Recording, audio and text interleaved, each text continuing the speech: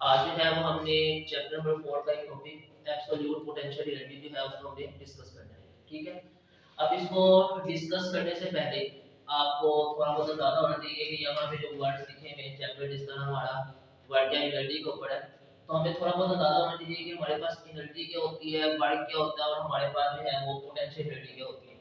तो पहले स्टार्ट करते हैं, थोड़ा सा कॉन्सेप्ट डिवेलप करते हैं और उसके बाद जो है वो हम आगे की तरफ मूव करना शुरू करेंगे। ठीक है, अब सबसे पहले जो है वो आप आ जाओ कि एनर्जी क्या होती है। आपने 9th क्लास से लेकर फर्स्ट ईयर तक यही कॉन्सेप्ट्स पढ़े हैं कि एनर्जी क्या होती है। एनर्जी बेसिकली होती है कि जब भी आप किसी भी ऑब्जेक्ट के ऊपर क्या हो उस पे आप फोर्स लगाओ और फोर्स लगाने के बाद उसमें एक एनर्जी स्टोर होती है, और जब किसी भी ऑब्जेक्ट में एनर्जी स्टोर होती है तो इसका मतलब है कि वो क्या कर सकता है, कुछ ना कुछ वर्क कर सकता है। तो इट्स मीन कि जब भी किसी ऑब्जेक्ट में वर्क करने की सलाहियत पैदा हो जाए तो हम क्या कहते हैं, उसमें एनर्जी जो है वो आ गई है। ठीक है, अब एनर्जी की जो है हमने टाइप्स पढ़ी थी, वो टाइप जो है उनमें से हमने एक पढ़ी थी काइनेटिक एनर्जी होती है और एक हमने टाइप पढ़ी थी पोटेंशियल एनर्जी होती है। तो बेसिकली आज का टॉपिक जो है वो हमारा पोटेंशियल एनर्जी से रिलेटेड है। अब आते हैं कि पोटेंशियल एनर्जी क्या होती है। हमने पोटेंशियल एनर्जी की डेफिनेशन ये पढ़ी थी कि पोटेंशियल एनर्जी क्या होती है, किसी भी ऑब्जेक्ट में अगर पोजीशन की वजह से जो एनर्जी होती है उसको हम क्या कहते हैं, पोटेंशियल एनर्जी कहते हैं। मीन कि अगर मिसाल दो मेरे पास ये एक मार्कर है और इस मार्कर को मैं क्या करता हूँ कि जमीन से या किसी भी एक रेफरेंस पॉइंट से एक इस पोजीशन तक लेकर आया हूँ, तो इट्स मीन इसके पास इतनी एबिलिटी है कि ये अगर अपनी जगह जो है यहाँ से छोड़ के नीचे की तरफ जा सकती है। इट्स मीन कि इसके पास इतनी एबिलिटी है कि ये करे कुछ ना कुछ वर्क कर सकती है। तो इट्स मीन कि पोजीशन की वजह से जो एनर्जी पाई जाती है उसको हम क्या कहते हैं, पोटेंशियल एनर्जी कहते हैं। अब पोटेंशियल एनर्जी की जो है हमारे पास दो टाइप्स हैं। एक हमारे पास होती है ग्रेविटेशनल पोटेंशियल एनर्जी और एक हमारे पास होती है इलास्टिक पोटेंशियल एनर्जी। अब हमने इनको डिस्कस करना है कि इलास्टिक पोटेंशियल एनर्जी क्या होती है और ग्रेविटेशनल पोटेंशियल एनर्जी क्या होती है। अब पहले डिस्कस करते हैं कि जो हमारा टॉपिक चूंकि इलास्टिक पोटेंशियल एनर्जी से रिलेटेड नहीं है, तो हमने सिर्फ जो डिस्कस करना है वो हमने डिस्कस करना है ग्रेविटेशनल पोटेंशियल एनर्जी को, फिर हम उसको रिलेट करेंगे इस टॉपिक के साथ। ठीक है, अब आते हैं हम ग्रेविटेशनल पोटेंशियल एनर्जी।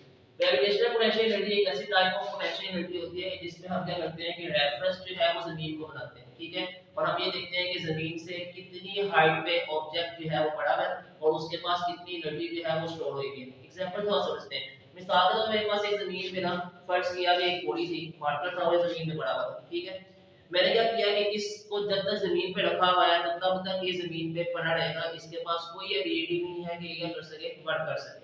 अब मैं करता हूँ कि इसको उठा के एक हाइट तक लेकर आ जाता हूँ। जैसे ही मैं हाइट तक लेकर आता हूँ इट्स मीन जब मैं इसको यहाँ से छोड़ूंगा तो ये वापस से करेगा अपनी ओरिजिनल पोजीशन यानी रेस्ट वाली पोजीशन पे जाने की कोशिश करेगा। इट्स मीन कि इसके पास अब एबिलिटी आ गई है कि ये कर सकता है, कुछ ना कुछ अमाउंट ऑफ वर्क कर सकता है। अब जाहिर सी बात है वो वर्क कैसा होगा, बेसिकली वो वर्क ऐसा होगा कि जब उसको छोड़ूंगा तो ये अपनी पोटेंशियल एनर्जी को चेंज करेगा, यानी आसान बात है अपनी पोजीशन को चेंज करेगा। तो मीन कि हम क्या करते हैं कि जब किसी ऑब्जेक्ट के पास इतनी अमाउंट ऑफ एनर्जी हो कि वो अपनी क्या कर सके, पोजीशन चेंज करने की एबिलिटी रख सके, तो हम उसको कहते हैं पोटेंशियल एनर्जी कहते हैं। तो चूंकि इस केस में हमने जमीन को एज अ रेफरेंस बनाया तो इट्स मीन कि इसके पास जो एनर्जी है वो कौन सी है, ग्रेविटेशनल पोटेंशियल एनर्जी है कि आपने जमीन को एज अ क्या नाम है रेफरेंस पॉइंट दिया, वो कंसीडर किया। अब हम आते हैं अपने मेन टॉपिक पे। हमने जब ग्रेविटेशनल पोटेंशियल एनर्जी पढ़ा था तो उस ग्रेविटेशनल पोटेंशियल एनर्जी का हमने टॉपिक पढ़ा था, उसमें हमने फार्मूला पढ़ा था mgh का।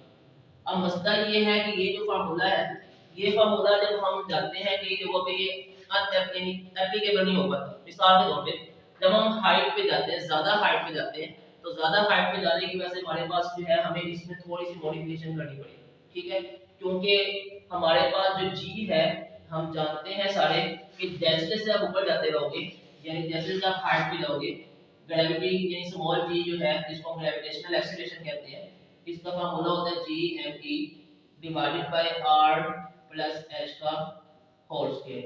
इट्स मीन कि ग्रेविटी यानी जो ग्रेविटेशनल एक्सीलरेशन है उसका हाइट के साथ इनवर्स रिलेशन है। जैसे जैसे आप आल्टीट्यूड पे जाते हो ग्रेविटेशनल एक्सीलरेशन क्या होता रहता है, कम होता रहता है। अब ये जो फार्मूला है ना आपके पास एम जी एच, ये फार्मूला जो है ये सिर्फ तब है कि जब स्मॉल जी की वैल्यू क्या हो, कांस्टेंट हो। स्मॉल जी की वैल्यू कांस्टेंट हो तब तक जो है हम क्या कर सकते हैं, स्मॉल जी का यहाँ पे वैल्यू पुट करके ये वाला फार्मूला लगाते हैं। क्योंकि आपने जब न्यूमेरिकल सॉल्व किए थे तो आपने हर जगह जी की वैल्यू कितनी पुट की थी, 9.8 मीटर्स पर सेकंड की थी या 10 मीटर्स पर सेकंड स्क्वायर जो है वो आपने कंसीडर की हुई थी। इट्स मीन कि हम ये वाला फार्मूले में जी की वैल्यू हमेशा एक ही पुट करते आए हैं, जो बेसिकली ये शो कर रहा है कि यहाँ पे स्मॉल जी जो है वो कांस्टेंट है। मगर मसला ये है कि जैसे जैसे आप ज्यादा हार्ड पे जाना शुरू करते हो, वहां पे स्मॉल जी कांस्टेंट नहीं रहता, वहां पे इसकी वैल्यू क्या होना शुरू हो जाती है, कम होना शुरू हो जाती है। इट्स मीन कि मेरे पास हायर हाइट्स के लिए ये वाला फार्मूला एप्लीकेबल नहीं है। अब मुझे करना पड़ना है कि इस फार्मूले को थोड़ा सा चेंज करना पड़ना है। अब वो चेंज कैसे करना है वो सारा आज हम इसको डिस्कस करने लगे हैं, ठीक है। तो मैंने यहाँ से बेस बनाई है कि हमने इस फार्मूले को चूंकि ग्रेटर हाइट्स पे ये एप्लीकेबल नहीं हो पाता, क्योंकि स्मॉल जी की वैल्यू कांस्टेंट नहीं रहती हायर हाइट्स पे, इस वजह से हमें इस फार्मूले को थोड़ा चेंज करना है। और अब जो हम फार्मूला डिराइव करेंगे वो बेसिकली क्या होगा, एब्सोल्यूट पोटेंशियल एनर्जी होगा। और ये absolute potential energy basically potential energy ही है ग्रेविटी के लिहाज से। अलबत्ता डिफरेंस ये है कि वहां पे स्मॉल जी का जो मसला था वो क्या हो जाएगा, अब हल हो जाएगा, ठीक है। अब हम आते हैं एब्सोल्यूट पोटेंशियल एनर्जी। सबसे पहले इसके लिए मैं पहले डेफिनेशन बताता हूं कि एब्सोल्यूट पोटेंशियल एनर्जी है क्या। एब्सोल्यूट पोटेंशियल एनर्जी का मतलब ये है कि आप जमीन से किसी ऑब्जेक्ट को नीचे से ऊपर लेकर जा रहे हो, मगर अब पहले तो चूंकि आप ऐसी हाइट्स पे जा रहे थे कि जहां पे इतनी ज्यादा हाइट नहीं थी कि वहां पे स्मॉल जी कांस्टेंट था, ठीक है। अब आपने इतनी ज्यादा हाइट पे चले जाना कि वहां पे स्मॉल जी की वैल्यू क्या हो जाएगा, ऑलमोस्ट जीरो हो जाएगी, यानी इतना दूर आपने जाना, यानी इनफाइनाइट मुकाम तक जाना, ठीक है। जब आप इनफाइनाइट मुकाम तक जाओगे तब आपके पास जो पोटेंशियल एनर्जी का फार्मूला होगा तब आप ये नहीं लगाओगे, क्योंकि स्मॉल जी क्या होगा उसके लिहाज से चेंज हो रहा होगा। तो हम क्या करेंगे, अब उसको इतनी हाइट पे जब लेकर जाना है तब हम अपने फार्मूले को थोड़ा सा मॉडिफाई करके एब्सोल्यूट पोटेंशियल एनर्जी का फार्मूला लगाया करेंगे, ठीक है। अब यानी डेफिनेशन क्या बनी, डेफिनेशन याद ये बनी कि आपने किसी भी ऑब्जेक्ट को किसी भी सरफेस ऑफ अर्थ के रेफरेंस से आपने क्या करना है कि उसको इतना ऊपर लेकर जाना है कि वहां पे ग्रेविटी की वैल्यू क्या हो जाए, जीरो हो जाए। उस पॉइंट तक ले जाने के लिए जितनी अमाउंट ऑफ वर्क आप उस पे करोगे ताकि वो उसके अंदर पोटेंशियल एनर्जी की सूरत में स्टोर हो, उस अमाउंट ऑफ वर्क को हम क्या करते हैं, एब्सोल्यूट पोटेंशियल एनर्जी कहते हैं। समझ आई इस बात की, एब्सोल्यूट पोटेंशियल एनर्जी का मतलब क्या है, किसी भी ऑब्जेक्ट पे इतनी अमाउंट ऑफ आप वर्क करो कि वो क्या करे, जमीन की सरफेस से उठ के कहां तक चला जाए, जमीन की ग्रेविटी से बाहर चला जाए। जितनी अमाउंट ऑफ वर्क आप उस पे करोगे उस अमाउंट ऑफ वर्क को हम क्या कहेंगे, एब्सोल्यूट पोटेंशियल एनर्जी कहेंगे, ठीक है। अब क्यों करना पड़ेगा, जाहिर सी बात है जमीन से ऊपर जा रहे हो, जमीन की ग्रेविटी के बाहर जाना चाह रहे हो, हाइट बढ़ा रहे हो, तो जब आपने हाइट बढ़ानी होती है तो आप वर्क खुद करते हो, तो आप एनर्जी प्रोवाइड करोगे। जब एनर्जी वर्क की सूरत में प्रोवाइड करोगे तो वो क्या करेगा, जमीन की ग्रेविटी से बाहर जाने की कोशिश करेगा इनफाइनाइट में जाके। उसके बाद जो है पोटेंशियल एनर्जी जो मैं उस फॉर्मूले के मुताबिक डिस्कस कर रहा हूं सारा वो आगे चलेगा, ठीक है। मतलब आसान अल्फाज में कह रहा ये चाह रहा हूं कि जब आप जमीन की ग्रेविटी से बाहर जाने के लिए अमाउंट ऑफ वर्क करोगे उस अमाउंट ऑफ वर्क को क्या कहेंगे, एब्सोल्यूट पोटेंशियल एनर्जी कहेंगे। अब उसके लिए हमें क्या करना है, एक एग्जांपल कंसीडर करना है। एग्जांपल कंसीडर इस तरह करनी है कि मेरे पास अर्थ है और ये अर्थ का सेंटर है और इस सेंटर के ऊपर ये मेरा सरफेस है और ये एक पॉइंट है जिसको मैं 1 पॉइंट कह रहा हूं, ठीक है। इसका जमीन से फासला जो है इसको मैं मान लेता हूं यहां से लेकर यहां तक का जो फासला है वो r1 है और एक ऑब्जेक्ट है वो फर्श किया इस टाइम यहां पे पड़ा। अब मैंने इस ऑब्जेक्ट को क्या करना है, यहां से उठा के कहां तक लेकर जाना है, n तक लेकर जाना है, ठीक है। और n तक ले जाने में जितनी अमाउंट ऑफ वर्क मैं करूंगा उस अमाउंट ऑफ वर्क को मैं क्या कहूंगा, एब्सोल्यूट पोटेंशियल एनर्जी कहूंगा। तो मुझे क्या करना है कि बेसिकली टोटल वर्क निकालना है। अब मैं आता हूं मेन फार्मूले पे, जो मुझे वर्क कैलकुलेट करने का फार्मूला पता है। वो वर्क कैलकुलेट करने का जो हमने फार्मूला पढ़ा है, हमने पढ़ा है F dot D। Dot product होता है किसके दरमियान, फोर्स के दरमियान और डिस्प्लेसमेंट के दरमियान, ये फार्मूला हमने पढ़ा है। अब मैंने आपको जब टॉपिक पढ़ाया था वर्क वाला, ठीक है, उसमें मैंने आपको कहा था कि फोर्स एक कांस्टेंट क्वांटिटी होनी चाहिए। क्या होनी चाहिए, फोर्स कांस्टेंट होनी चाहिए। इसको तो डीप में जाते हैं। अगर इस फार्मूले में देखो ना मैं, तो mg बेसिकली क्या होती है, फोर्स होती है, ठीक है। हमें पता है कि इस फोर्स के लिए मास कांस्टेंट है जिसकी वजह से g भी क्या था उस टाइम कांस्टेंट था, तो हम कहते थे कि फोर्स कांस्टेंट है, ऐसे था। बेसिकली ये फार्मूला भी इसने लिखना था ना इसी फार्मूले के मुताबिक कि फोर्स की जगह आपने mg पुट कर दिया था, डिस्टेंस की जगह क्या लिख दिया था, ऐसे लिख दिया था, ये फार्मूला बन गया था। अब इशू ये है कि अब हमारे पास फोर्स का कांस्टेंट होना जरूरी है अगर ये फार्मूला आप कैलकुलेट करने के लिए लगाना चाहते हैं, ठीक है। अब इशू ये है कि अगर मैं ये वाला फार्मूला डायरेक्ट लगा के इसका वर्क कैलकुलेट कर लूं तो मेरे पास जो मेन इसका कांसेप्ट है कि फोर्स कांस्टेंट नहीं रहती। फोर्स कांस्टेंट नहीं रहती, क्यों नहीं रहती, क्योंकि हम अब किसके हवाले से बात कर रहे हैं, जमीन के हवाले से, और अब हम जाना कहां चाह रहे हैं, ग्रेटर हाइट्स तक। और मुझे पता है कि जब आप ग्रेटर हाइट्स तक जाते हो तब हमारे पास जो फार्मूला होता है वो फार्मूला होता है Gm1 m2 divided by d square, जो कि मेरे पास लॉ ऑफ ग्रेविटेशन है, जिसके मुताबिक फोर्स का डिस्टेंस के साथ इनवर्स रिलेशन है। मतलब ये कि जैसे जैसे आप डिस्टेंस बढ़ाते रहोगे फोर्स की वैल्यू क्या होना शुरू हो जाएगी, ऑब्जेक्ट पे लगने वाली कम होना शुरू हो जाएगी। इट्स मीन कि फोर्स कांस्टेंट नहीं। समझ आ गई। अब चूंकि जब मैं ये फार्मूला डिराइव करना चाहता हूँ, इसमें फोर्स कांस्टेंट अगर नहीं है तो इसको मैं लगा ही नहीं सकता। अब हमने इसका हल भी तो पढ़ा था, याद हो अगर आपको वेरिएबल फोर्स के टॉपिक में मैंने क्या कहा था कि अगर फोर्स कांस्टेंट ना हो तो क्या करते हैं,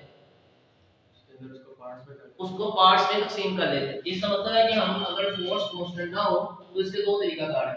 या तो आप एक कर लो उस पूरे के पूरे पाथ को इंटरवल्स में छोटे छोटे पार्ट्स में तकसीम कर लो, ठीक है। दूसरा तरीका ये है कि ग्राफिकल मेथड इस्तेमाल कर लो। आपको याद हो हमने एक ग्राफ भी तो कैलकुलेट किया था वर्क का और डिस्प्लेसमेंट का दरमियान, उससे भी हम कैलकुलेट कर सकते हैं वर्क, ठीक है। इसका मतलब है फोर्स और डिस्प्लेसमेंट के दरमियान या तो ग्राफ बनाओ या ये करो पूरे के पूरे पाथ को छोटे छोटे पार्ट्स में तकसीम कर लो।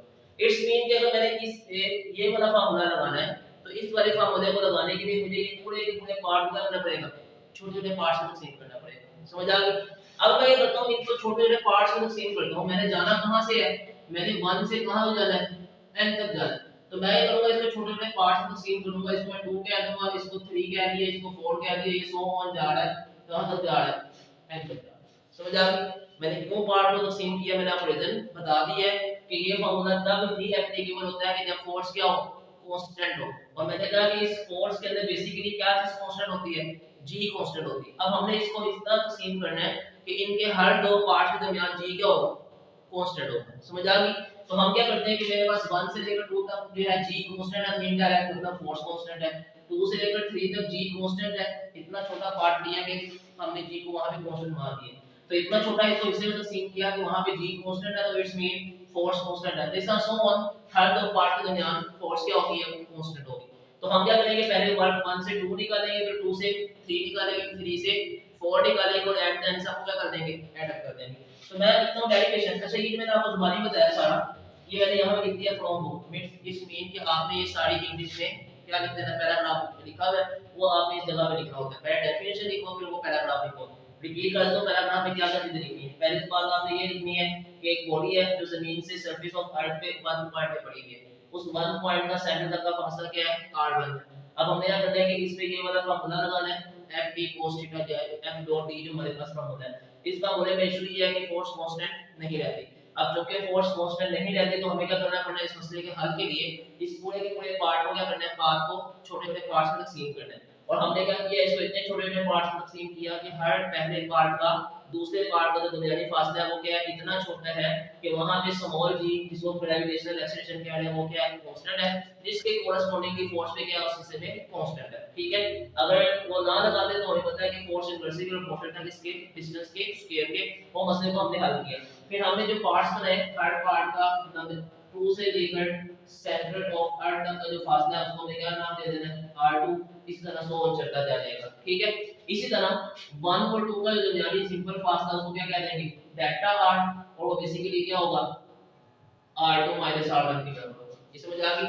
r2 बेसिकली मेरे पास ये फासला है, r1 ये है, तो जाहिर बात है इस फासले में से अगर ये फासला माइनस कर तो ये वाला फासला आ जाएगा। तो डेल्टा r बेसिकली किसके बराबर होगा, r2 में से क्या माइनस करेंगे, r1 माइनस करेंगे। इतनी बात समझ आ गई। अच्छा और क्या लिखना है इसके बारे में, आपने कहना है कि ऐसा पॉइंट पे है जो क्या है, इंफिनिटी है, और वहां पे स्मॉल g की वैल्यू क्या है, 0 है। यानी इतना आपको दूर ले जाना है कि स्मॉल g की वैल्यू क्या हो जाए, 0 हो जाए। इतनी बात समझ आ गई। ये आपने क्या कर लेना, सारा इंग्लिश में लिख लेना। एक बात और कि यहां से लेकर 1 और 2 का एक दरमियानी पॉइंट है जिसको मिड पॉइंट कहते हैं, उसके लेकर सेंटर ऑफ अर्थ तक का फासला जो है उसको हम सिंपल r का नाम देंगे, जिस तरह 1 और 2 नहीं लिखेंगे। ठीक है। ये मैं आगे डिस्कस करता हूं कि क्या है मिड पॉइंट फार्मूला किस तरह निकालते हैं, वो हम डिस्कस करते हैं। ये इतनी बात समझ आ रही है। आपने क्या करना है, जो तो मैंने लिखा है एक्सप्लेनेशन फ्रॉम बुक, आपने क्या करना है वो पैराग्राफ की सूरत में इंग्लिश में लिख देना है। ठीक है। अब हम आते हैं डेरिवेशन पे। डेरिवेशन के लिए मैं पहले बता चुका हूं कि आपने total amount of work calculate करना है। तो total amount of work calculate करने के लिए वर्क टोटल मेरे पास किसके बराबर होगा, पहले आपने वर्क क्या करना है, 1 से 2 पे जाना है, फिर क्या करना है 2 से 3 पे जाना है, और 3 से बोली जो साथ साथ 3 से 4 पे जाना है, इस तरह सो ऑन कहां तक जाना है। अब आखिरी पॉइंट क्या होगा, अगर ये n है तो नीचे वाला क्या होगा, n-1 होगा। n-1 को क्या हम गौर करना जरा, जब ये 3 था 3 में से 1 माइनस किया तो नीचे वाला आ गया, ठीक है, इस तरह ये 4 था, 4 में से 1 माइनस किया तो नीचे वाला आ गया। इट्स मीन कि अगर आखिरी वाला n है तो उससे पीछे वाला क्या होगा, w n माइनस 1 से कहां तक होगा, n तक होगा। ये बात समझ आ गई। अब हमने क्या करना है, पहले एक कैलकुलेट करते हैं, दूसरा तीसरा उसी के यहां से कैलकुलेट हो जाएगा। तो इस इक्वेशन को मैं क्या करता हूं, इस इक्वेशन को 1 कह देता हूं और इस इक्वेशन में हमने at the end values put करनी है। अब पहले आते हैं जल्दी वर्ड 1 से 2। वर्ड 1 से 2 का मतलब क्या है कि हमने 1 से लेकर 2 तक जाने के लिए कितनी अमाउंट का वर्ड करना है। अब मुझे पता है मैं ये वाला फार्मूला लगा सकता हूं, क्यों लगा सकता हूं, क्योंकि अब 1 से लेकर 2 तक के फासले के दरमियान फोर्स क्या है, कांस्टेंट है। इशू खत्म हो गया फोर्स का। अब ये वाला फार्मूला हम आसानी से लगा सकते हैं। तो मेरे पास क्या है, f डॉट ds को मैं फार्मूला खोलूंगा। मुझे पता है कि f डॉट d को जब खोलो, डॉट प्रोडक्ट को खोलो तो मैग्नीट्यूड की सूरत में क्या आता है, f d cos थीटा आता है। f की जगह क्या लिखना है, वोल्ट करना। अभी मैं बता चुका हूं जमीन से दूर जा रहे हो तो फोर्स को से पुट करूंगा, mg वाली पुट करूंगा, ये वाली पुट करूंगा, ये वाली पुट करूंगा ना, तो इन्वर्स के लॉ को फॉलो करें। तो इट्स मीन कि यहां पे f की वैल्यू जो ये वाला फार्मूला लगाऊंगा, वर्ड 1 से 2 पहले फार्मूला लिख लेते हैं, f d cos of theta ताकि समझने में आसानी हो। तो ये क्या आ जाएगा, वर्ड 1 से 2 इक्वल टू, अब f की जगह क्या आ जाएगा, g स्मॉल m जो कि मेरे पास मैस है, और कैपिटल m क्या है, मैसो अर्थ है, तो कैपिटल m लिख देंगे, डिवाइडेड बाय क्या है, अब देखो जरा नीचे क्या था, d का स्क्वायर था। अब d के स्क्वायर की जगह क्या लिखोगे, r का स्क्वायर। अब r का स्क्वायर मैं बता चुका हूं क्या है, बेसिकली 2 और 1 का जो दरमियानी फासला है और जमीन का जो सेंटर है, इनका जो फासला है उसको हम क्या कह रहे हैं, r कह रहे हैं। ठीक है, अच्छा उसके बाद डिस्टेंस है, डिस्टेंस 1 और 2 के दरमियान डिस्टेंस कितने हैं, डेल्टा r है, तो यहां डिस्टेंस में जाके लिख दूंगा डेल्टा r, और साथ क्या आ जाएगा cos। अब बोल करना जा डिस्टेंस ये इसमें cos थीटा, थीटा किसके दरमियान होता है, फोर्स और डिस्प्लेसमेंट के दरमियान। आप जा कहां रहे हो, ऊपर की जा रही हो, यही इसका मतलब है आपकी डिस्प्लेसमेंट की डायरेक्शन क्या है, अपवर्ड है, और आप पे जो ग्रेविटी की फोर्स लगी है वो क्या है, डाउनवर्ड है। एंगल कितना हुआ, 180। cos 180 क्या होता है, -1। -1 को मैं क्या करते हैं, हम शुरू में लिख देता हूं, तो ये क्या बन जाएगा, -g m divided by r square और साथ डेल्टा r। अब डेल्टा मैंने किसके बराबर कहा था, r2 r1, तो डेल्टा r की जगह लिख दूंगा r2 r1। अब मुझे अच्छा नहीं लग रहा कि r जो है ऐसे नीचे लिखा जाए, तो मैं करता हूं, ये मतलब दो चीजें मल्टीप्लाई हो रही हो, डिवाइड में कोई चीज हो तो आप इसको किसी भी जगह पे शिफ्ट कर सकते हो। तो मैं करने लगा हूं एक जगह इकट्ठा r की वैल्यू लिखने लगा हूं, तो r की वैल्यू इसके नीचे शिफ्ट कर दूंगा। तो ये फार्मूला मेरे पास क्या बन जाएगा, वर्ड 1 से 2 इक्वल टू -g mm, और ब्रैकेट में क्या आ जाएगा, r2 r1, और डिवाइड में क्या आ जाएगा, r स्क्वायर। अब हमने वैल्यू कैलकुलेट करनी है इसकी, r स्क्वायर। अब पहले सवाल ये पैदा होता है कि what is R square. R square मैं बता चुका हूं कि बेसिकली क्या है, मिड पॉइंट है जिसके दरमियान 1 और 2 का जो दरमियानी पॉइंट है उसका फासला किससे लेकर सेंटर तक का फासला। इट्स मीन मुझे पहले क्या करना है, 1 और 2 का मिड पॉइंट फाइंड करना है। पहले क्या करना है, मुझे तो नहीं पता ना कितना है, तो जनरल वे में पहले मुझे मिड पॉइंट फार्मूला निकालना है। अब पहले मैं आपको एक कोई एग्जांपल से समझाता हूं। मिसाल के तौर पे मेरे पास एक वैल्यू है 3 और एक वैल्यू है मेरे पास 5। 3 और 5 का मिड पॉइंट क्या होता है, 4 होता है। अब वो करना है, अगर मैं ये करूं 3 में 5 को ऐड कर दूं और 2 पे डिवाइड कर दूं, तो 5 प्लस 3 कितना होता है, 8 डिवाइडेड बाय 2 आंसर क्या हो गया, बात वही आ गई कि इनका दोनों का मिडिल पॉइंट क्या आता है, 4 आता है। तो इसका मतलब है कि अगर आपके पास दो पॉइंट्स दिए हुए हो, उनका हमें मिडिल पॉइंट निकालना हो, तो तरीका क्या होता है, दोनों को ऐड अप करो और 2 पे डिवाइड कर दो। इट्स मीन मेरे पास कौन से दो पॉइंट दिए हैं, 1 और 2 का दरमियानी फासला। इट्स मीन मेरे पास r1 दिया हुआ है और r2 दिया हुआ है। इन दोनों को क्या करूंगा, ऐड करूंगा, किस पे डिवाइड कर दूंगा, 2 पे। तो बेसिकली मेरे पास क्या निकलेगा, सिंपल r निकलेगा। तो मैं यहां लिख लेता हूं कि मेरे पास सिंपल r जो है वो बेसिकली किसके बराबर है, r1 plus r2 divided by क्या होता है 2। इतनी बात समझ आ गई। अब यहाँ पे कोई कैलकुलेशन है कि इस r2 की वैल्यू जो है वो आप किस इक्वेशन से निकाल सकते हो, डेल्टा r से निकाल सकते हो। कैसे बना, r2 ये प्लस में था, r1 तो माइनस में था, आगे जाके क्या हो जाएगा प्लस। तो मैं यहाँ से वैल्यूज पुट करने को मैं लिख देता हूँ कि मेरे पास जो r2 है वो बेसिकली फार्मूले के मुताबिक क्या है, r1 प्लस डेल्टा r के बराबर। इतनी बात समझ आ गई, कैसे बना, r1 तो जाएगा क्या हो जाएगा प्लस हो जाएगा, तो r1 प्लस डेल्टा r2 के बराबर। तो क्या करेंगे, इसमें r2 की वैल्यू पुट कर देंगे। ठीक है, तो r इक्वल टू, अच्छा एक गाड़ी तो नहीं है इसमें तो मैं बता देता हूं। बेसिकली हमारे पास ऊपर R2 और R1 की टर्म में वैल्यू है, तो मैं ये चाह रहा हूँ कि मेरे पास नीचे वाली जो है वो भी क्या हो, R1 और R2 के हिस्से में आ जाए। सिंपल R अच्छा नहीं लगता इस तरह, ठीक है। तो ये क्या आ जाएगा, R1 एवरेज आ जाएगा, R2 की जो वैल्यू को पुट कर दो, R1 प्लस डेल्टा R, और जाहिर सी बात है इधर पुट होगी डिवाइड में क्या आ जाएगा, 2 आ जाएगा।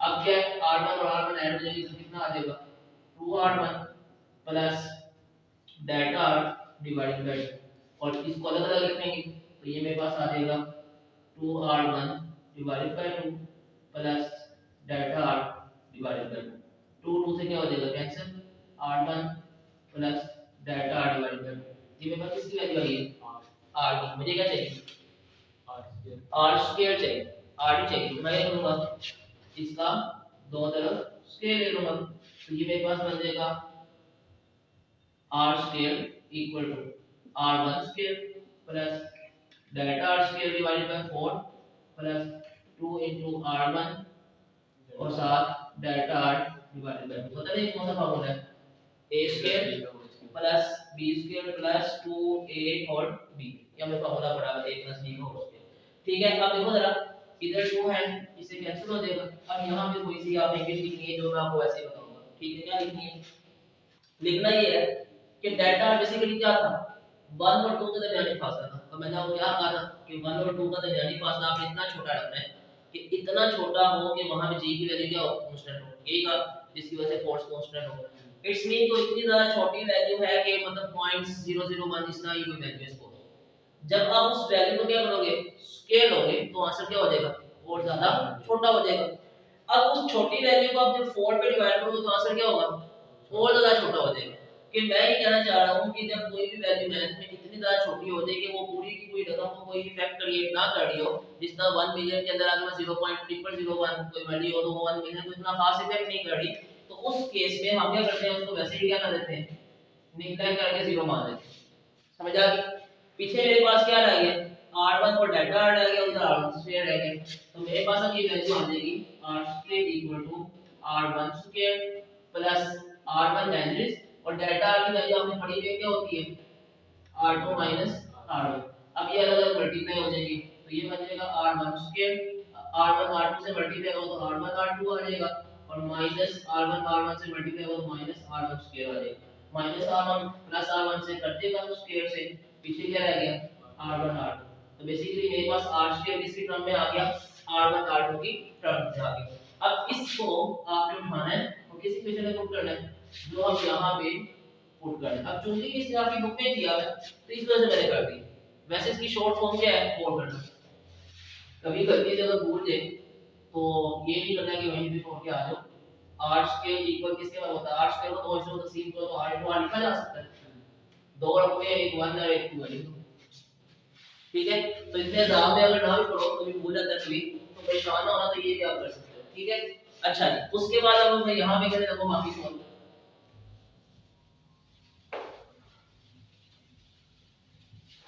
अच्छा जी, हमने क्या किया, आर स्क्वायर की जो हमने वैल्यू निकाल ली है, जो कि मेरे पास क्या थी, r1 r2 के बराबर थी। अब हमने क्या करना है, उसको पुट कर देना किसी इक्वेशन में, जो हमने ऊपर w1 से 2 वाली इक्वेशन थी उसमें पुट कर देनी है। और इस इक्वेशन को हम कोई नाम दे देते हैं, इसको हम नाम दे देते हैं इक्वेशन नंबर 2 का। तो हम क्या करते हैं, r स्क्वायर की वैल्यू उस इक्वेशन में पुट कर देते हैं। तो जब पुट करेंगे तो मेरे पास क्या आ जाएगा, w1 से 2 -3m बैके में क्या था, r2 r1 था, और डिवाइड में क्या आ जाएगा, r1 r2 आ जाएगा। ये समझ आ गई। हमने क्या किया, अभी वैल्यूज पुट कर दी है किसके दरमियान, जो r स्क्वायर था उसकी जगह उसकी वैल्यू पुट कर दी है। अब वही बात इसको अलग अलग लिख सकते हैं, तो ये बन जाएगा -3m और ब्रैकेट में क्या आ जाएगा, r2 divided by r1 r2 minus, और यहाँ पे क्या आ जाएगा, r1 divided by r1 r2, अलग अलग हमने लिख दिया। अब देखो जरा, r2 ऊपर है, एक r2 नीचे कर देगा, एक r1 ऊपर एक r1 नीचे कर देगा, पीछे क्या बच गया, -3m और नीचे क्या आ जाएगा, 1/r1 1/r2। ये मेरे पास क्या निकला है, 1 से 2 निकला है। और करो बड़ा, तो जब मैं 1 से 2 कैलकुलेट कर रहा हूं, यानी 1 से 2 जा रहा था, तब मैंने क्या लिखा, पहले 1 लिखा बाद में 2 लिखा। जब मैं 2 से 3 जाऊंगा तो क्या लिखूंगा, पहले 2 लिखूंगा फिर 3 लिखूंगा, फिर इसी तरह जब 3 से 4 जाऊंगा तो पहले 3 लिखूंगा फिर 4। तो मैं बाकी इतनी लंबी कैलकुलेशन की बजाय डायरेक्ट लिखने लगाऊं 2 से 3 इक्वल टू क्या आएगा माइनस डी एम एम और ब्रैकेट में क्या आ जाएगा 1 over r2 minus 1 over r3। क्या मतलब है 2 से कहां जा रहे हो 3।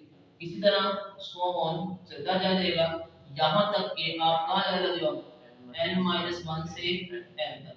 तो इसका क्या आएगा माइनस डी एम एम और ब्रैकेट में क्या आएगा 1 ओवर r n माइनस 1 से 1 ओवर r। ये बात समझ आ गई।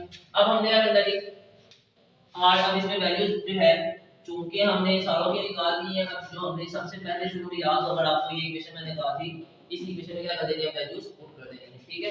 तो अब इस इक्वेशन में मैं पूरी वैल्यूज पुट करने की बजाय मैं डायरेक्ट जो है वो कर देता हूं। ध्यान सुना क्या करना है डायरेक्ट क्या करना है बेसिकली आपको समझ आ जाएगा क्या करना चाह रहा हूं। y टोटल 1 से 2 था 1 से 2 हमने इन सारों को ऐड अप करना है ये मतलब है 1 से 2 जब था तो माइनस डी एम एम था कॉमन ब्रैकेट में ये था। जब 2 से 3 था तो क्या चीज कॉमन थी दोबारा माइनस जी एम एम ये थे ब्रैकेट में और ये क्या था माइनस जी एम एम फिर कॉमन था और ये था ब्रैकेट में। यानी सोम कहने का मतलब है कि मेरे पास हर एक वैल्यू में कॉमन क्या चीज आएगी minus G M M. Changes क्या आएंगे सिर्फ ब्रैकेट वाली। तो मैं करता हूं इन सब को जब ऐड अप करूंगा वैल्यूज पुट करने के बाद जो मैं डायरेक्ट स्टेप करने लगा हूं आपने पूरा करना है माइनस डी एम एम सब पे कॉमन है और ब्रैकेट में क्या रह जाएगा मेरे पास अब वो करिए पहला वाला मेरे पास क्या था 1 by r1 माइनस दूसरा वाला क्या था 1 by r2। ये पहले 1 by 2 की वैल्यू पुट होगी। अब उसके बाद क्या लिखना आपने प्लस लिखना है ठीक है। और प्लस के बाद 2 से 3 वाली 2 से 3 में ब्रैकेट में क्या था ये 2 था और ये क्या था 3 था तो लिख दोगे 1 over r2 minus 1 by r3। फिर क्या लिखोगे 2 से 3 वाला हो गया प्लस लिखोगे। इसी तरह सम ऑन जाते रहोगे और एंड तक क्या आ जाएगा 1 over नीचे लिख लो 1 over rn minus 1 से 1 over rn। ये समझ आ गई। अब जो समझाना चाह रहा देखो जरा और पढ़ो जरा इधर पहला वाला 1 over r1 था 1 over r1 लिखा दूसरा वाला minus 1 over r2 था वो लिख दिया। अब ये इसकी वैल्यू थी बेसिकली 1 से 2 थी। जब 2 से 3 आया तो पहले क्या आएगा 2 आएगा और फिर माइनस के साथ 3 आएगा तो यहां पे प्लस का निशान लगेगा। इसी तरह जब अगली बार होगी तो 3 से 4 क्या करोगे 3 लिखोगे फिर 4 लिखोगे तो यहां पे माइनस का निशान फिर एट द एंड आखिर क्या आ जाएगा n 1 से n तक चला जाएगा। अब और पढ़ो जब मैंने पहली वाली वैल्यू लिखी तो वो तो पॉजिटिव थी सेकंड वाली वैल्यू नेगेटिव थी उससे अगली वाली वैल्यू पॉजिटिव थी मगर दोनों की वैल्यू सेम थी। कहने का मतलब ये -1 by r2 था ये क्या था +1 by r2 दोनों क्या हो जाएंगे कैंसिल। ये 2 था और ये 3 था। अब जाहिर बात 3 के बाद अगला क्या आएगा +1 by 3 वाला वो कट जाएगा मतलब पहला वाला बच जाएगा और आखिरी वाला बच जाएगा बाकी सारे क्या हो जाएंगे दरमियान वाले कैंसिल हो जाएंगे। तो आपने क्या करना है पुट करने के बाद सारे कैंसिल कर देने हैं। तो पीछे क्या रह गया w total equal to -g mm और ब्रैकेट में क्या आ जाएगा 1 over rn -1 से 1 over r। समझ आ गई इसकी सॉरी r1 आएगा r1 से 1 over rn -1 ठीक है। कहने का मतलब है टोटल वर्क क्या शो कर रहा है आप 1 से कहां पे गए हो n तक चले गए हो और n कहां पे है जहां पे ग्रेविटी की वैल्यू क्या होगी 0 होगी। तो आप क्या करोगे यहां पे आप देखो अगर तो हमने तो पढ़ा हुआ है कि अगर हम n तक चले गए तो उसको तो मैंने क्या नाम दिया था एब्सोल्यूट ग्रेविटेशनल पोटेंशियलिटी का नाम दिया था।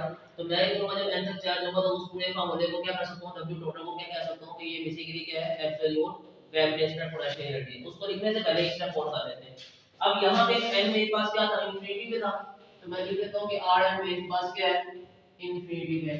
तो इस इक्वेशन में मेरे पास बन जाएगा w total equal to minus g mm और ब्रैकेट में क्या आ जाएगा 1 over r n 1 minus 1 over infinity something over infinity क्या होता है 0 होता है। तो वर्क टोटल मेरे पास क्या आ गया माइनस g mm और पीछे क्या रह गया 1 over r1। अब बेसिकली 1 over r1 का मतलब क्या है कि आप जहां पे मौजूद थे जब आपने स्टार्ट किया था वहां से लेकर सेंटर ऑफ अर्थ तक का फासला क्या था r1 था। अगर मिसाल के आप किसी और पॉइंट पे हो तो वहां से आप फासला ले सकते हो। तो मैं 1 और 2 की तफरीक खत्म करके क्या लिख सकता हूं खाली r लिख सकता हूं। समझ आ गई इस बात की ठीक है। तो ये w टोटल को हम चेंज कर देते हैं और इसको नाम दे देते हैं u का। u बेसिकली क्या है एब्सोल्यूट ग्रेविटेशनल पोटेंशियलिटी और ये फार्मूला क्या बन जाएगा -g m m और नीचे क्या रह जाएगा 1 over r इसको आप इस तरह भी लिख सकते हो minus B M M divided by क्या आ जाएगा, सिंपल आप एक बार क्या आ जाएगा, ठीक है। और जो है मेरे पास है क्या, आगे यूजी की value minus C M M और क्या आ गया, स्मॉल आर के बराबर हो गया। अब स्मॉल आर की जगह अगर मिसाल को मैं कहूं इसी तरह सरफेस ऑफ अर्थ पे आ जाऊं, अगर मैं सरफेस ऑफ अर्थ पे आ जाऊं तब मेरे पास जो सेंटर ऑफ अर्थ का फासला बेसिकली क्या होगा, सिंपल रेडियस होगा। तो मैं क्या करूंगा, तब ये वाला फार्मूला मेरे पास थोड़ा चेंज होके बन जाएगा minus G M M divided by क्या आ जाएगा, कैपिटल आर। अब यहाँ से कुछ बहुत ही ज्यादा इंपॉर्टेंट थिंग एमसीक्यू स्टार्ट होते हैं, ये आपका जो डेरिवेशन थी सारी खत्म हो चुकी है। अब यहाँ से हमने कई चीजें डिस्कस करनी है, ध्यान सुनना आपने। अब हमने ना इस फार्मूले को चेक करना है किसके साथ, जो हमने शुरू में फार्मूला लिखा था सिंपल पोटेंशियल एनर्जी का, उस फार्मूले से हमें चेक करना है कि ये दोनों इक्वेशन जो है ये क्या एक ही चीज है या डिफरेंट चीज है। क्योंकि आपको लग रहा होगा उलट है, कैसे बना, क्योंकि आपको लग रहा होगा कि हाइट के साथ डायरेक्ट रिलेशन में, और आपको लग रहा होगा कि इनवर्स रिलेशन में, चीजें उलट होना शुरू होती हैं, जहन में हो रहा होगा, मगर ऐसा कुछ भी नहीं है, ठीक है। दोनों इक्वेशंस बेसिकली एक ही बात के दो डिफरेंट वे एक्सप्लेन करने के, दोनों चीजें सेम चीज है मगर बातें एक्सप्लेन करने के दो डिफरेंट वे है। कैसे वाला और समझना, इधर मेरे पास क्या था, एमपीएच मतलब क्या है, पोटेंशियल एनर्जी हाइट के साथ क्या हो रही है, इंक्रीज हो रही है। और बेसिकली यहाँ पे क्या है, इनवर्स रिलेशन में शो हो रही है, अगर बनता है ये माइनस का मतलब क्या है, उलट जाएगी एक बार। कहने का मतलब है कि आप अगर मिसाल के तौर पे इसकी एग्जांपल को इस तरह कंसीडर करो कि अगर मैं एमटीएच वाला फार्मूला लगा रहा हूं तो मेरे पास अगर सरफेस ऑफ अर्थ 0 है, ठीक है, और आपने ऊपर की तरफ जाना है, तो इट्स मीन जैसे जैसे ऊपर की तरफ जा रहे हो तो आपकी पॉजिटिव वैल्यू बढ़ती जा रही है। यानी जब आप सरफेस ऑफ अर्थ है तो आपके पास पोटेंशियल, इसको आप मान लो कि 0 हाइट है, सपोज यहां पे आपकी हाइट क्या 1 है, ये 2 है, यहां पे आपके पास हाइट की वैल्यू 4 है, ठीक है, और यहाँ पे आपके पास हाइट की वैल्यू जो है वो 6 है, सो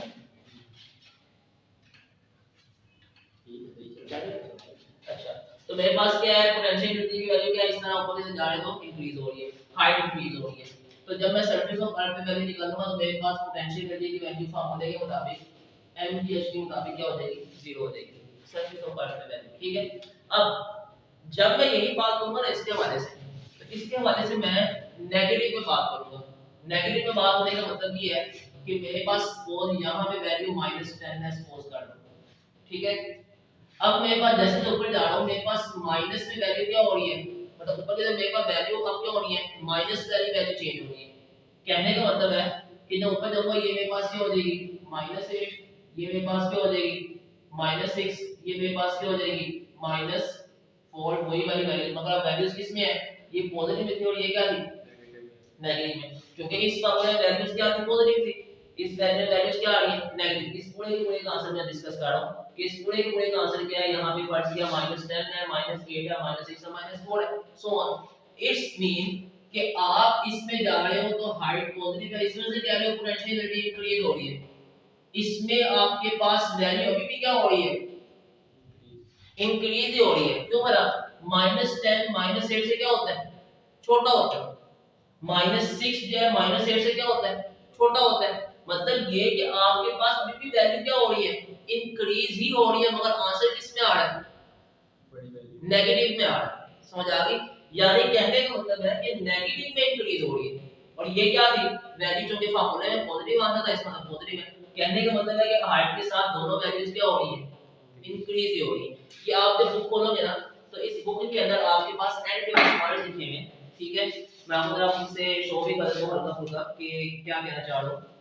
यहाँ पे अगर आपको बुक नजर आ रही हो तो ये जो पूरा पैराग्राफ है मैंने शुरू में आपको बताया कि एक्सप्लेनेशन के अंदर डेफिनेशन के तरीके हैं, यहाँ से लेके यहाँ तक मैंने आपको सारी की सारी डेरिवेशन करवा दी है, यहाँ तक हमने सारी डेरिवेशन कर ली है एंड तक, ठीक है। उसके बाद अब ये पॉइंट है ना, ये वाला जो पैराग्राफ है, अब इस पैराग्राफ के एक एक पॉइंट को एक्सप्लेन करने लगूं, इधर से मैं लाइन पढ़ूंगा और एक्सप्लेन करूंगा कहने का चाह रहा हूं, ठीक है। मिसाल के तौर पे इसने सबसे पहले एक पॉइंट लिखा है कि when r increases u become less negative that u increases, क्या मतलब कि जब क्या होगा, डिस्टेंस इंक्रीज होगा तो ये u की वैल्यू क्या हो जाएगी, लेस नेगेटिव हो जाएगी। लेस नेगेटिव का मतलब समझ आ गया, लेस नेगेटिव का मतलब क्या है, -10 -8 -6, लेस वैल्यू हो रही है नेगेटिव में, समझ आ गई। It that is u increases, मतलब u क्या हो रहा है, इंक्रीज ही हो रहा है, समझ आ गई कहने का मतलब कि वैल्यू तो नेगेटिव में इंक्रीज हो रही है, तो डिक्रीज हो रही है, मगर u इंक्रीज हो रहा है। आसान अल्फाज में कि ये अगर -10 है, -8 हमेशा -10 से बड़ा ही है, वैल्यू नेगेटिव में क्या हो रही है, लेस नेगेटिव हो रही है। लेस नेगेटिव का मतलब क्या, -10 से -8 नेगेटिव में तो लेस ही है, इसी तरह -6 वैल्यू में तो नेगेटिव में लेस है, मगर बेसिकली u का मतलब क्या हो रहा है, u इंक्रीज हो रही है। तो दोनों फार्मूले के मुताबिक u क्या हो रहा है, इंक्रीज ही हो रहा है। ठीक है, इसी तरह उसने एक पॉइंट को लिखा हुआ है, उसने आगे पॉइंट क्या लिखा हुआ है, it means that we raise a body above the surface of earth the potential energy increases. मैं आपको डिस्कस कर चुका हूं कि दोनों पॉइंट्स में पोटेंशियल एनर्जी जो है वो इंक्रीज हो रही है। सेकंड कहता है the choice of zero point is arbitrary and difference of potential energy from one point two another is significant whether we consider the surface of earth at a point as infinity as zero potential reference the change in potential energy as we move above the surface of earth will always be positive। कहने क्या चाह रहा है कि आप जिस मर्जी को रेफरेंस बना लो, चाहे तो आप इंफिनिटी पॉइंट को रेफरेंस बना लो, चाहे आप सरफेस ऑफ अर्थ को रेफरेंस बना लो, इन दोनों रेफरेंस के अंदर जो चेंज इन एनर्जी होगा वो हमेशा पॉजिटिव होगा। समझते हैं क्या कहना चाह रहा हूं। मिसाल के तौर पे मैंने अब क्या किया, जमीन को रेफरेंस बनाया इस केस में, ठीक है, और जमीन को रेफरेंस बना के उसको मैंने क्या कंसीडर कर लिया कि वो क्या है, जीरो पॉइंट है, और मैं ये करता हूं इसमें हाईएस्ट इंफिनिटी को एज रेफरेंस बनाता हूं और इसको मैं कह देता हूं जीरो पॉइंट, यानी ये -2 है, -2 के बाद 0 है, और यहां मैंने सरफेस ऑफ अर्थ को 0 मान लिया और इंफिनिटी तक जा रहे हैं, और यहां पे इंफिनिटी को मैंने 0 मान लिया और जा कहां से रहे हैं, -10 से। मतलब एक मैंने क्या किया, सरफेस ऑफ अर्थ को रेफरेंस बनाया, और एक मैंने क्या किया, इंफिनिटी को रेफरेंस बनाया। अब उसने कहा कि आपकी मर्जी है, चाहे आप रेफरेंस किसको बना लो, इंफिनिटी को, चाहे आप रेफरेंस किसको बना लो, 0। कहता है कि दोनों में एनर्जी का चेंज पॉजिटिव ही होगा। कैसे पता चेक कर लेते हैं। यहाँ पे मेरे पास वैल्यू 2 है, यहाँ पे मेरे पास वैल्यू 4 है, ठीक है, मैंने 2 से 4 पे जाना है, एनर्जी इंक्रीज होगी डिक्रीज होगी, इंक्रीज होगी, मुझे ऐड करूंगा ना एनर्जी। अब मैं 2 से 4 पे जा रहा हूं तो मुझे एनर्जी कितनी ऐड करनी पड़ेगी, 2 वैल्यू, यानी 2 में 2 ऐड करूंगा तो 4 हो जाएगा। इस मतलब है कि 2 से 4 पे जाने के लिए आपको अमाउंट ऑफ एनर्जी जो ऐड करनी पड़नी है, वही बेसिकली चेंज इन एनर्जी है ना, कि 4 में से 2 माइनस किया 2 आ गए, मतलब जो अमाउंट ऑफ एनर्जी आपने चेंज करनी है, कितनी एनर्जी चेंज करनी है, 2 में 2 चेंज करोगे तो क्या आ जाएगा, 4 बन जाएगा। It's mean change in energy क्या आ रही है, पॉजिटिव आ रही है। पॉजिटिव का मतलब क्या है, एनर्जी प्रोवाइड करना। चेंज इन एनर्जी अगर पॉजिटिव हो इसका मतलब क्या है, एनर्जी का करना, प्रोवाइड करना।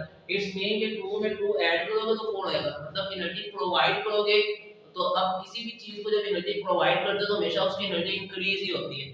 तो मतलब ये कि जब आप नीचे से ऊपर जा रहे हो तो एनर्जी क्या हो रही है, इंक्रीज ही हो रही है। ये बात समझ आ गई। अच्छा, चेंज इन एनर्जी पॉजिटिव का मतलब ये है। अब -10 से मैंने -8 में जाना है, तो -10 से -8 में जाने के लिए मुझे क्या करना पड़ेगा, 2 ऐड करना पड़ेगा, क्यों, -10 में जब 2 ऐड करो तो क्या आता है, -8 आता है। मतलब ये कि जब मैंने यहाँ देखा तब भी पॉजिटिव 2 आ रहा था, जब मैंने यहाँ पे देखा तब भी क्या आ रहा था, पॉजिटिव। ये वाला फार्मूला किसको शो कर रहा है, इस वाले को। ये वाला फार्मूला किसको शो कर रहा है, इस वाले को। दोनों के से बात सेम ही होगी, दोनों के से बात सेम होगी ना, कि मतलब ये कि इसमें भी 2 ऐड किया आपने तो ऊपर गए हो, इसमें भी क्या किया, 2 ऐड किया तो ऊपर गए हो। मतलब ये कि same amount of energy positive way में ऐड किया, यानी पॉजिटिव ऐड किया एनर्जी, तब आप क्या गए, ऊपर गए हो, मतलब एनर्जी आपकी इंक्रीज हुई है। तो कहने का मतलब है कि अभी भी ये फार्मूला ऐतिहासिक है, सेम ही। इसमें जो इसने लिखी थी कि चाहे आप 0 को रेफरेंस बनाओ, चाहे आप इंफिनिटी को रेफरेंस बनाओ, दोनों केसेस में एनर्जी का जो चेंज है वो क्या होता है, पॉजिटिव होता है, और हमेशा क्या होता है, सेम होता है। अब आते हैं तीसरे पॉइंट पे। अब इससे नंबर लिखा हुआ है, absolute potential energy on the surface of earth is found by putting r equal to r radius of earth. वो मैं पहले डिस्कस कर चुका हूं कि हमारे पास पोटेंशियल एनर्जी जो है वो सरफेस ऑफ अर्थ पे कितनी होगी। अब इस केस में नेगेटिव का मतलब क्या है, गौर करना। कहते हैं कि negative sign shows that the earth gravitational field for mass m is attractive. ये जो नेगेटिव है ये शो कर रहा है कि जो फोर्स है वो क्या है, अट्रैक्टिव फोर्स है। यानी कहने का मतलब क्या है, और आगे भी लाइन पढ़ लेता हूं, the above expression give the word for the energy required to take the body out of the earth gravitational field where its potential energy or energy with respect to earth is 0। कहने का मतलब है कि हमारे पास जो ये कह रहा है कि नेगेटिव साइन जो है ये शो कर रहा है कि मेरे पास जो फोर्स है वो अट्रैक्टिव है। फोर्स अट्रैक्टिव का मतलब है कि अगर मिसाल के तौर पे याद रखना कि जब भी किसी भी आप चीज को एनर्जी इंक्रीज करते हो ना, तो एनर्जी के इंक्रीज करने की वजह से जब आप उसको छोड़ते हो तो जिस पॉइंट से आप लेकर आए हो तो वहां पे वापस जाने की कोशिश करता है। मेरी बात समझ आई? क्या मैंने कहा, जब भी आप किसी ऑब्जेक्ट की एनर्जी को क्या करते हो, इंक्रीज करते हो, तो जिस पॉइंट पे आप इंक्रीज करके छोड़ते हो वहां से जब भी उसको छोड़ोगे तो वापस क्या करेगा, अपनी ओरिजिनल पोजीशन पे जाने की कोशिश करेगा।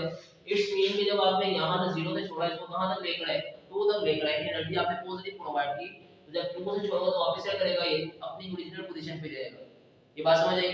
इसी तरह जब मैंने क्या किया, -10 से -8 पे गए, तो अभी भी किधर आ रहे हैं, अपनी ओरिजिनल पोजीशन पे ही आ रहा है। मतलब ये कि माइनस का निशान यहाँ पे क्या शो कर रहा है, माइनस का निशान ये शो कर रहा है कि अगर आप इसकी एनर्जी इंक्रीज करोगे तो जब इसको छोड़ोगे तो वापस क्या करेगा, ये अपनी ओरिजिनल पॉइंट यानी सरफेस ऑफ अर्थ की तरफ ही आएगा। जो इस बात का सबूत है कि हमारे पास जो फोर्स ऑफ ग्रेविटी है वो बेसिकली क्या कर रही है, बॉडी को अट्रैक्ट कर रही है, खींच रही है। समझ आ गई इस बात की? तो हमने साबित किया कि बेसिकली ये दोनों फार्मूले सेम ही है, दोनों फार्मूले में कोई इशू नहीं है, दोनों फार्मूले सेम ही चीज को शो कर रहे हैं अपनी अपनी एक्सप्लेनेशन पॉइंट ऑफ व्यू से। दोनों का मैथमेटिकल रिलेशन बेशक आप एक दूसरे को अजीब सा लग रहा है, आपको लग रहा है कि एक दूसरे को अपोजिट लग रही है, मगर दोनों का मतलब क्या है, सेम है। अब मसला ये है कि हम इसको इस्तेमाल करें या इसको इस्तेमाल करें। मसला क्या आता है, या तो इसको इस्तेमाल करें या इसको इस्तेमाल करें। अब याद रखना कि जब आप दोनों फॉर्मूले को यूज करते हो ना तो दोनों के आंसर भी सेम आते हैं। सेम किस सेंस में, फिजिकल इंटरप्रिटेशन की सूरत में। बार बार कह रहा हूं, इसमें फिजिकल इंटरप्रिटेशन जब आप इसकी करते हो आंसर सेम आता है दोनों का। अब मैं ये कहूंगा कि अगर जब ये वाला फॉर्मूला ड्राइव करते हो तो कई ऐसे पॉइंट्स हैं, जैसे मैं आपको पहले बता चुका हूं कि जब आप कई ऐसे पॉइंट आते हैं जहां पे स्मॉल जी की वैल्यू क्या हो जाती है, जीरो हो जाती है, वहां पे प्रेशर एनर्जी का फॉर्मूला क्या हो जाता है, जीरो शो कर रहा होता है। समझ आ रही है बात? तो वहां पे हमारे पास ये फॉर्मूला फिर एप्लीकेबल नहीं रहता। अलबत्ता ये वाला फॉर्मूला जहां मर्जी इस्तेमाल कर लो। अब देखो ना, सरफेस ऑफ अर्थ में भी यूज कर लिया इसको, ऊपर भी यानी जमीन के नजदीक वाली हाइट पे भी यूज कर लिया, इनफाइनाइट हाइट पे भी इस्तेमाल कर लिया। तो बेसिकली ये वाला फॉर्मूला थोड़ा इस शक्ल में अजीब सा है, जिसमें क्योंकि जाहिर बात है स्मॉल जी की कैपिटल जी की वैल्यू भी एक होती है, सम मास ऑफ अर्थ की वैल्यू भी होती है, रेडियस ऑफ अर्थ की वैल्यू भी होती है। ये सारी वैल्यूज पुट करने के बाद एक लंबा सा आंसर आता है, मगर एट द एंड जब उसकी आप फिजिकल इंटरप्रिटेशन करते हो तो आंसर सेम ही आता है। ठीक है, मतलब उसका मतलब सेम ही होता है। तो हम कहना ये चाह रहा हूं कि ये दोनों फार्मूले सेम ही चीज है। ये स्मॉलर हाइट्स के लिए ज्यादा इस्तेमाल होता है, ठीक है, जहां पे स्मॉल जी कांस्टेंट रहता है, और ये हर तरह की हाइट्स के लिए हम इसको इस्तेमाल कर लेते हैं। एट द एंड मैंने हमने ये कैलकुलेट निकाला कि इसको हर जगह इस्तेमाल किया जा सकता है। उम्मीद है मुझे आपको ये टॉपिक समझ आ गया होगा। ठीक है, काफी ज्यादा इंपॉर्टेंट होगा और तकरीबन ये बोर्ड में 5 से 6 दफा आ चुका है। ठीक है, तो आपने इसकी डेरिवेशन जरूर करनी है। जो आखिरी वाला पहला ग्राफ था ये सारा मैंने आपको एक्सप्लेन कर दिया कि आपने कंक्लूजन के नाम से पॉइंट्स की सूरत में लिख देना है। ठीक है, ओके जी, जल्द मिलते हैं इंशाल्लाह नेक्स्ट लेक्चर के साथ।